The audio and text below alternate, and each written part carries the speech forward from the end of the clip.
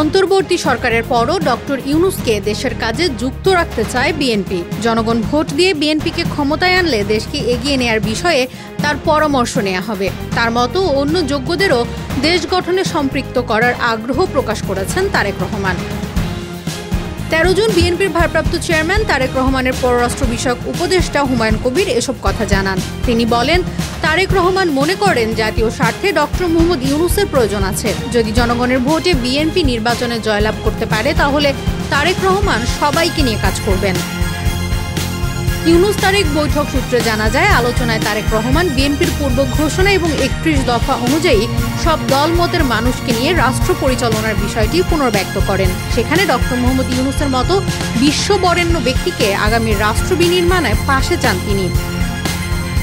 নির্বাচনের বাইরে আর কি বিষয়ে আলাপ হয়েছে জানতে চাইলে হুমায়ুন কবির বলেন, স্বাভাবিকভাবে ব্যক্তিগত আলাপে অনেক কিছু উঠে এসেছে। যেটা জেনেছি খুবই ফলপ্রসূ ও আন্তরিক আলাপ হয়েছে। দেশ নিয়ে গঠনমূলক চিন্তা বিনিময় হয়েছে।